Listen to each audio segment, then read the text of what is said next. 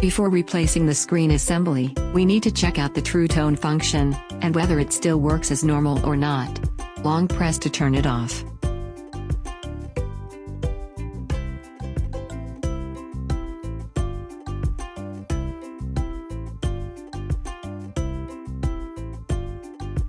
Use a pentagon screwdriver to unscrew the screws at the bottom of the phone.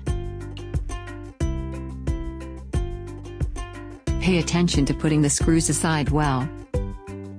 Set the heating pad temperature to 90 degrees Celsius. Place the screen face down on the heating pad for about 2 to 3 minutes. After heating, we use a clamp fixture to separate the screen. Place the phone down on the fixture, and rotate the screw to clamp the screen.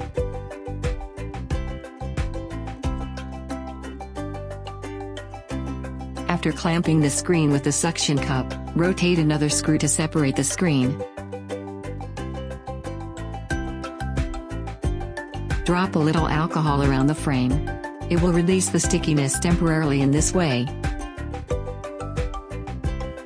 Use a pry piece to jam the phone screen. Then twist the screw and take down the suction cup. Rotate the screw and take down the phone. Gradually remove the screen around the edge of the display. Slowly separate the screen from the case. Pay attention to the position of the cable to avoid damage.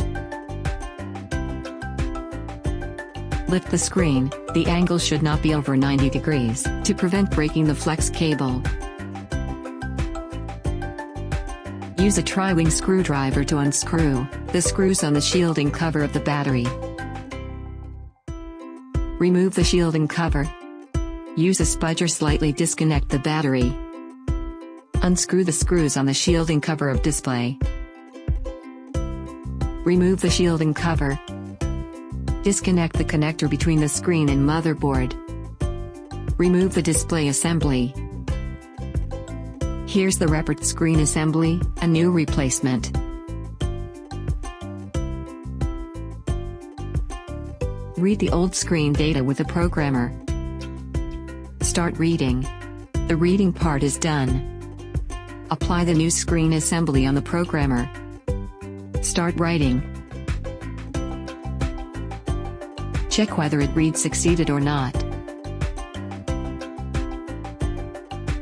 Place the old screen assembly on the heating pad. Use a tri-wing screwdriver to unscrew the screws on the earpiece connector. And take down the earpiece cable.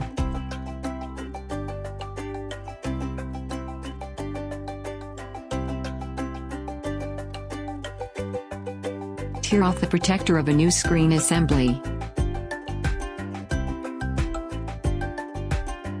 Reassemble the earpiece cable on the new screen assembly.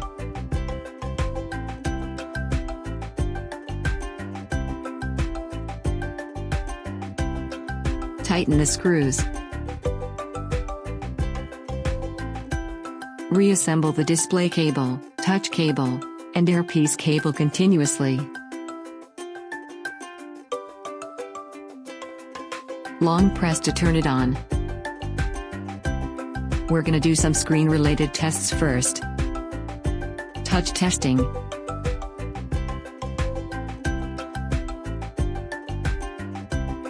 True Tone testing.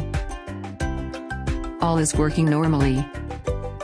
Long press to turn it off. Since we used the clamp fixture to separate the screen at the beginning, which could save the original waterproof adhesive, so we don't have to replace it with a new waterproof adhesive, install the shielding cover, and tighten the screws. Buckle the phone screen, and tighten the screws at the bottom.